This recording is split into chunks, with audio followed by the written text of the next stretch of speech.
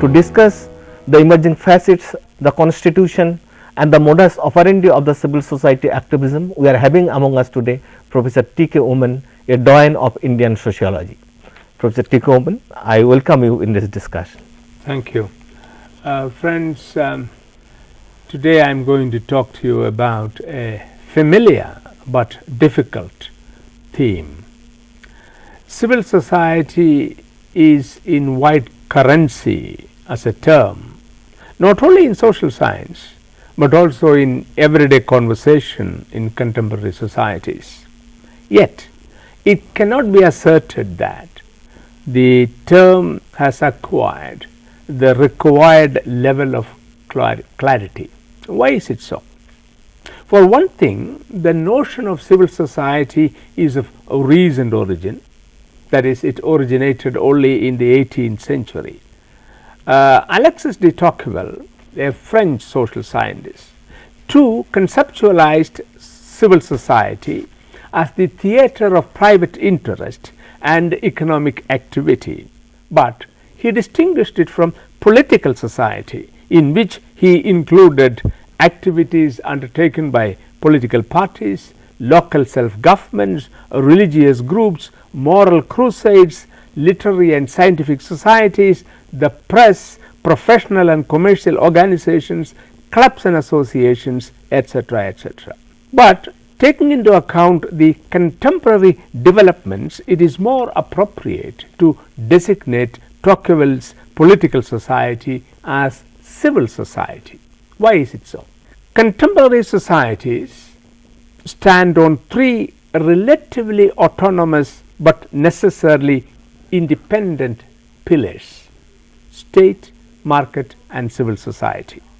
Therefore, instead of encapsulating the market, that is the economy, into the civil society, it is more relevant to consider it as falling between the economic structure and the state as proposed by the Italian social scientist Gramsci. But the precision that Gramsci obtained by bifurcating the economic structure and civil society is lost through his conceptualization of the state, which incorporates both political society and civil society. In Gramsci's rendition, political society is the arena of coercion and domination, and civil society is that of consent and direction. But the incorporation of civil society into the state robs the latter of its legal autonomy and the former of its real purpose, namely functioning as a countervailing power to the state as and when it is required. John Keynes' perspective accords well with this, and let me quote a small sentence from him. Without a secure and independent civil society, autonomous public spheres, goals such as freedom and equality, participatory planning and community decision making will be nothing but empty slogans. But without the protective, redistributive and conflict mediating functions of the state, struggles to transform civil society will become ghettoized, divided and stagnant. or will spawn their own new forms of inequality and unfreedom, unquote. But it is necessary to bring in the third dimension, namely economy or market, to inform contemporary societies with the required completion, because as I already told you, there are three pillars on which contemporary societies stand: the state, civil society and the market. What I am suggesting is that for an adequate understanding of civil society, the discussion on the conceptual triology of state, market and civil society is an imperative need because of their intricate interrelationship. Limitations of time prevent me from undertaking this task, but it is absolutely necessary to characterize the three entities in terms of their contents. The state encapsulates parliamentary institutions, courts, government, bureaucracies and defense forces. The market refers to the arena of production, exchange and consumption of goods and services. Civil society consists of political parties, voluntary associations, the media and the wide varieties of non-government organizations, NGOs.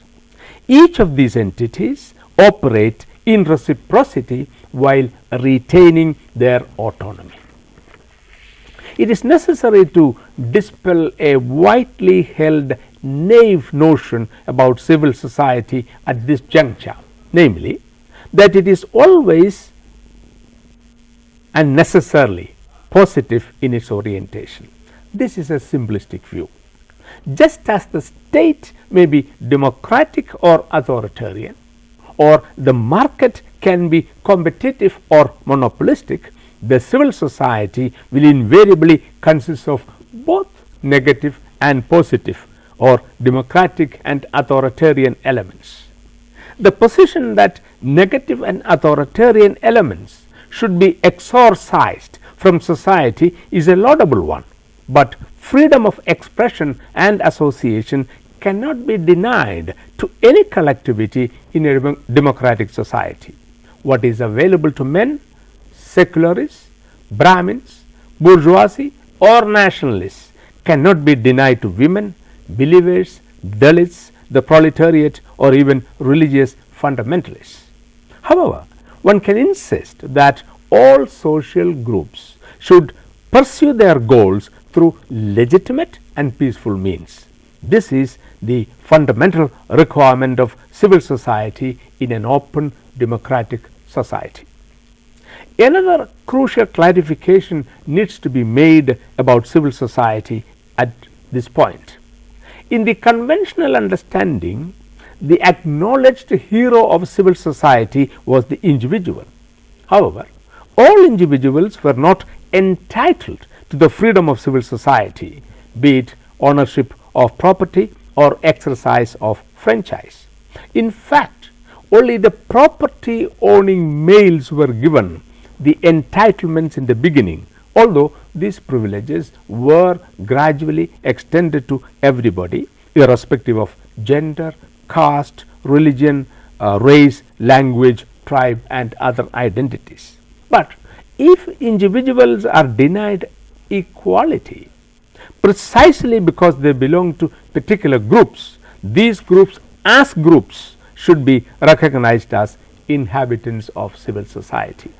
The point I am trying to make is not only individuals, but groups are also a part of civil society. Now, such steps, that is making groups or recognizing groups as an important element in civil society, may not be required in all societies. For example, if a society is only stratified based on gender, age, class, rural urban differences and the like, by extending individual based equality to all, a firm foundation for the crystallization of civil society can be laid. But if a society is heterogeneous, consisting of different races, religions, castes, language and the like, the principle of equality of opportunity in itself will not lead to the formation of a robust civil society. For this to happen, the identity of the traditionally disadvantaged groups should be taken into account, which is to say, the idea of groups surrendering their identity in order that they be treated as equal individual citizens is no more an acceptable one. Citizens insist that they be allowed to retain their group identity, but at the same time be entitled for all the privileges as citizens. This is a conundrum between equality and identity which renders civil society an intricate and complex entity. With this general understanding of civil society as a space between the state and market, as well as the recognition of the need to maintain reciprocity and autonomy between these three entities, that is state, civil society and the market, let us look at the situation in independent India. There were two competing models of society when India achieved political freedom. One model was that of capitalist democracies of the West.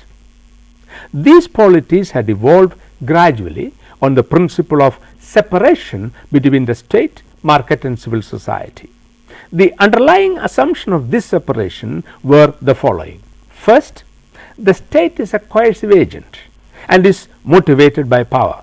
Therefore, the process of acquiring and exercising power should be well defined and checked through legal mechanisms.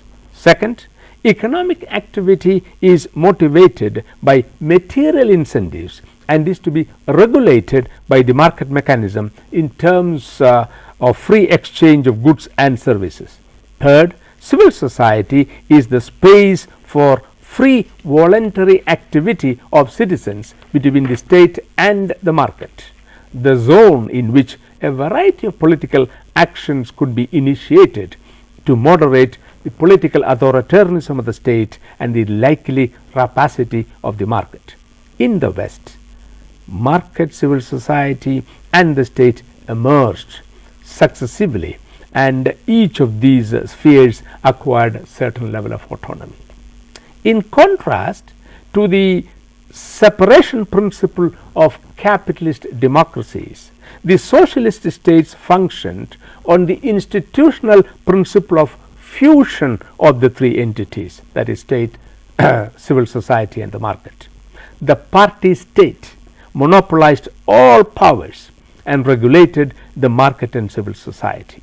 From the command economy of the socialist state, the market disappeared and the civil society was absorbed by the states. The conjoined activities of the one party system and its numerous front organizations came to be called as people's democracy. In the beginning, capitalist democracies were mainly concerned with creating congenial conditions for their citizens to pursue their preferred pattern of life, protecting them from external aggression and providing them with internal security. But the emergence of socialist states, which put economic welfare of citizens on the state agenda, posed major challenges for capitalist democracies. Understandably, 20th century capitalist societies reinvented themselves as welfare states, wherein the civil society assumed an important role. What were considered to be the private worries of individuals became public issues to be handled by the state. Most of the colonial states became politically independent by mid-20th century and took over the agenda of socialist and welfare states in different combinations, and India was no exception.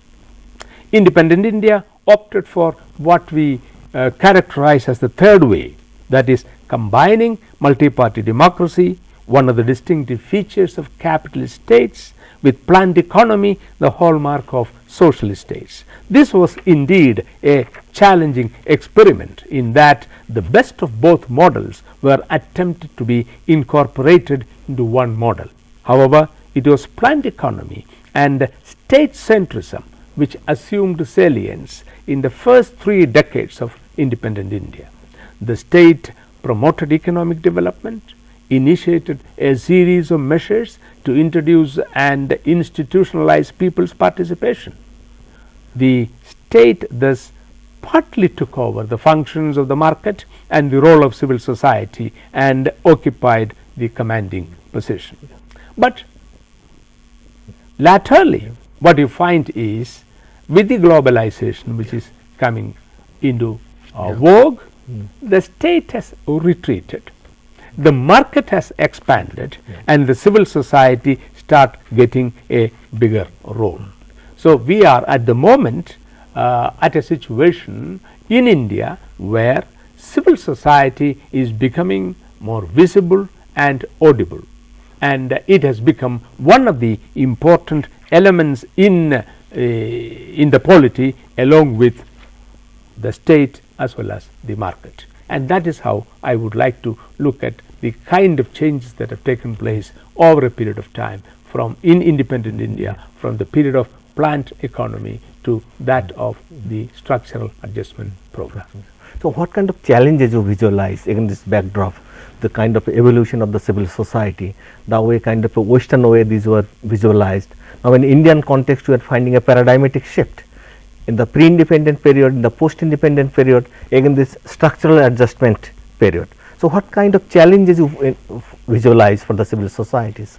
You see, during the planned period, or a period of planned economic development, the state occupied the commanding position. The market was very substantially controlled by the state, and civil society was there. It had a space, but that was a very limited space. But with the market becoming very important or occupying a very central position in the context of globalization or structural adjustment program, the state has retreated from various areas, and in a certain sense the state's control over the civil society has loosened, and that has become a big challenge for the civil society to articulate, to become audible, and therefore the relationship between a state and civil society has changed. Earlier, in a certain sense, civil society was subservient to the state, because the state initiated civil society. But now the civil society has two edges. One, there are contexts in which the civil society work in collaboration with the state, for example, implementation of the various programs. But there are contexts in which the civil society interrogates, questions the state. That means the challenge of civil society today is that on certain issues and contexts it supports the state, but in several issues it opposes the state. It does not have the kind of subservient relationship that it had earlier, and that is one of the important developments that is taking place. Of course, it has other implications. Civil society is also becoming very substantially international or global. With the result, you will find a lot of money flowing into the civil society coffins from abroad. To that extent, its financial autonomy is greater. It becomes less and less dependent on the state, and therefore its capacity to interrogate the state also increases. As far as the market is concerned, because of globalization, it is also regulated by the global forces. And many contexts, civil society has to question some of the things which are happening in the context of the market. For example, consumer rights. If consumer rights are to be protected, it is not so much always the state which comes to the forefront, but the civil society. Now, sir, we can see two situation, a paradoxical situation. On the one hand, there is the process of NGOification of the civil society at the grassroots, widely talking about. Also, there has been a process of co-option of the civil society activism at the grassroots level by the state in several modes. That is one. Another is that there is a space, maybe coming from the above at the middle level, where the civil society is asserting. So how do you find this kind of a tension at the grassroots level, at the top level, where the civil society is located today? You see, first of all, when you talk about the state, you must understand the state is not a monolithic entity. Yeah. It's a layered system. Yeah. In India, for example, we have the federal or union level, we have the provincial states, we have in some cases autonomous regions, Yes. there are districts, there are panchayats. Yeah. Now, what is the relationship between the civil society and with the different layers Yeah. of the state will be different. Maybe at one layer the civil society may have in a given context a very friendly Yeah. relationship, but at another layer it may have a hostile relationship. For example, at the policy level a lot of civil society inputs comes, but at the implementation level there is a gap between the promise and the practice. At that level there may be tension between civil society and that particular level of the or layer of the state which is expected to implement it. That's one. The other, I have already indicated that civil society again is not a monolithic entity. There are civil societies which continuously interrogate the very model of development. For example, some of them would argue that what we have in India is not sustainable development but destructive development. Think of the Narmada Bachao Andolan as a classic case. So they will question the very policy of the state. But there are NGOs which would say that in order that people's participation is augmented at the grassroots level, it is quite unlikely that the government bureaucracy can do that, and therefore it is better that the civil society does. At that level, the civil society and the state works in unison, in cooperation. But in some other contexts, certainly they are at loggerheads. So now that we are standing in the threshold of a knowledge economy, the big knowledge economy we are going up, and we visualize that educational institution will play a big role to create that kind of a manpower for this knowledge society and knowledge economy. Now, how to visualize the role of the educational institution society? What kind of control or the tilt towards the state or tilt towards the market you are getting from the educational institution? So, what kind of role you visualize for the educational institution as a civil society in the contemporary world? You see, in almost all countries in the world, including the crass capitalist countries, the state has made very great investment in order to develop knowledge. Application of knowledge is a different matter. I am not talking about it. I mean, look at the scientific laboratories. It is the state, the entire West, which has invested in the development of this. There are always some exceptions, some private foundations. So, when it comes to the production, the creation of a knowledge society, the central role of production of knowledge will have to lie with the state. But when it comes to the application of knowledge, how exactly this knowledge is taken out to the people and how it is put to use for the welfare of the people, then of course I find civil society has a big role to play. I don't even think that market will really invest enough adequately for the production of knowledge. They will certainly reap the benefit of the knowledge which is produced, but they don't want to invest, and that is a great dilemma that we have to face, because the state is asked to withdraw, the market is coming full bloom as it were, and the civil society is alive and kicking, but there are certain functions which cannot be transferred from the state to the civil society or market. Production of knowledge, I believe, is a central function of the state. How do you visualize the role of the media? Do you like to consider media as a civil society organization? Of course it is. Or if state-owned media, we talk about the part of the state. The private media, we talk about the civil society organ. I mean, this tension, how to... You see, here again, there was a time, as I have indicated earlier, the civil society was very substantially controlled by the state. Think of Doordarshan, for example, in this country. It was government controlled, but today we have several channels.